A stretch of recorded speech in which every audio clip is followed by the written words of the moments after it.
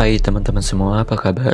Di video kali ini kita akan melanjutkan seri tutorial tentang membuat fitur shopping cart menggunakan React.js, Redux, dan juga React Router.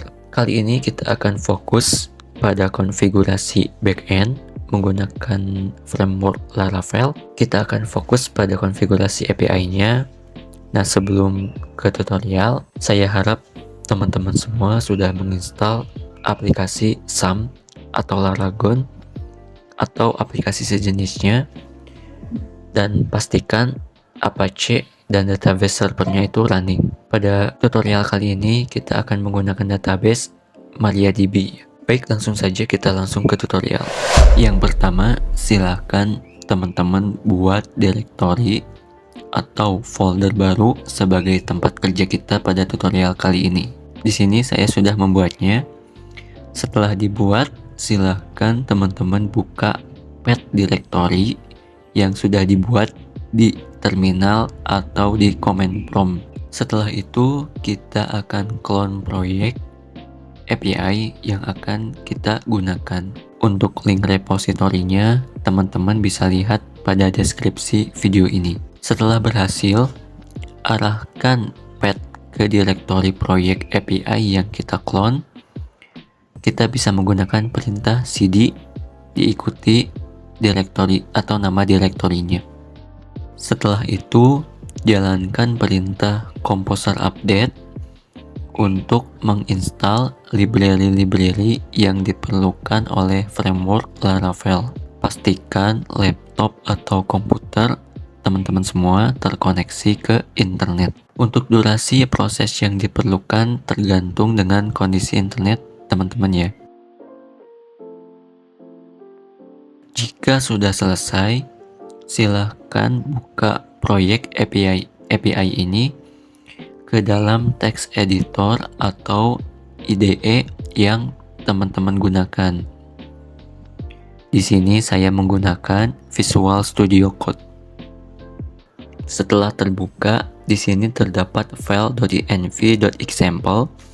Silahkan teman-teman copy file tersebut dan paste di lokasi yang sama. Ubah nama file menjadi .env.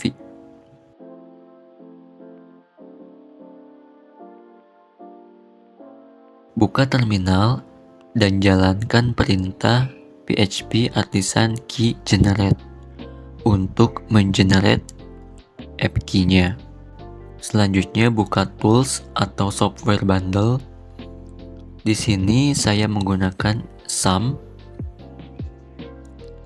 dan jalankan server Apache beserta database-nya.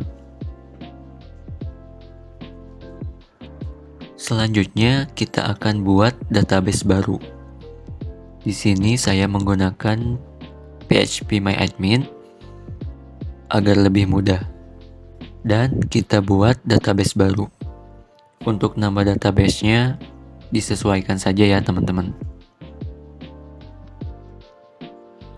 Jika sudah, kita masuk kembali ke text editor atau IDE kita dan ubah nama database di file .env menjadi nama database yang barusan kita buat. Pastikan nama database-nya sama. Jika sudah, kita save file .env-nya dan kita buka terminal atau command prompt.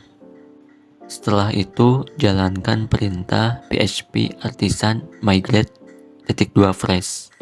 Setelah itu, jalankan perintah php artisan db-2 seed untuk mengenerate dummy data.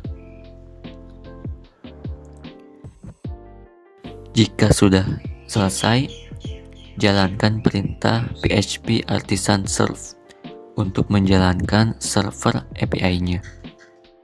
Selanjutnya, kita coba cek. Jika tampil seperti ini, maka API sudah siap kita gunakan.